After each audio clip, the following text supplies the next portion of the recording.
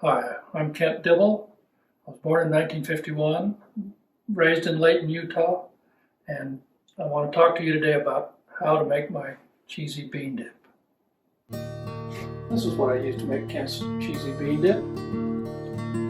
These are the ingredients: pinto beans, diced tomatoes with chilies, rotel in this case, some hot sauce, salt, pepper, Velveeta cheese. Well, first thing I do is to prepare some onions and garlic. And I take a large slice of onion. On my stove, I've got the pot heating up the oil, and I'm going to cook these onions.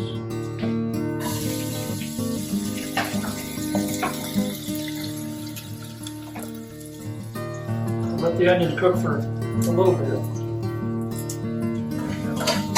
So I'm going to cook these onions and garlic until they get kind of brownish a little bit.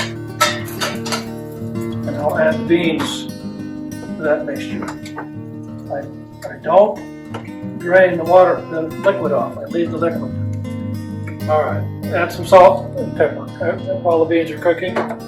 Make sure you stir that up good. And let them cook on a medium heat until they boil.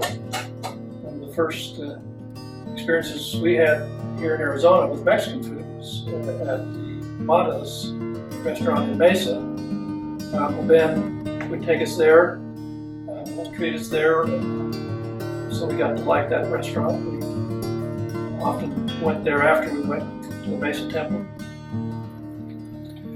Next, I'm going to add the rotel to it.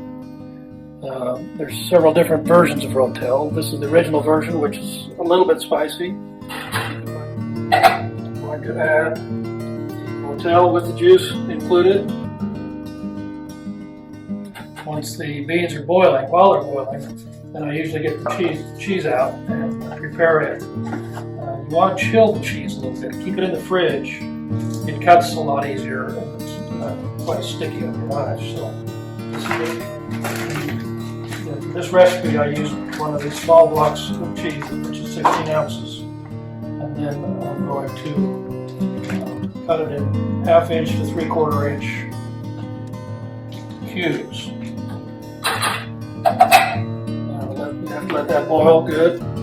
One of the key things I'll mention at this time: you don't want to put the cheese in until everything's boiled and cooked and mashed. If you put the cheese in too early, then it cooks and it curdles.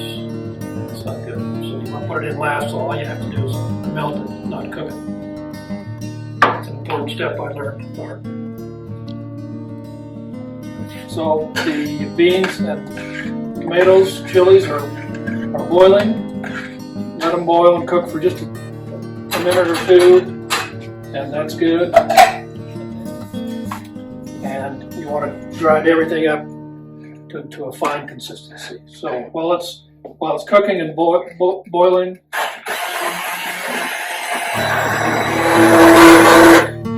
you want to blend the beans and the tomatoes pretty much until the chunks are all mixed together. It's a smooth consistency. At that point, I turn it down to low.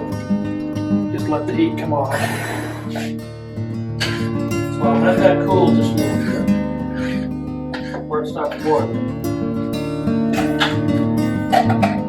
So I just add the cheese, a few cubes at a time.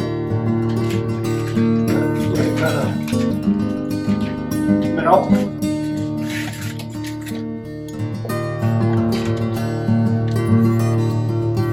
Takes a while for them to melt, but you want to stir it frequently. You don't want it to burn on the bottom. And remember, this is on just a low or simmer heat. You don't want to boil this anymore once the cheese goes in. Once the cheese is all melted, that's it. This is the finished bean dip. You can see the consistency. You don't have the big chunks of tomato or onion or anything, and that's the way we like it, right? It's time to enjoy Kent's cheesy beans.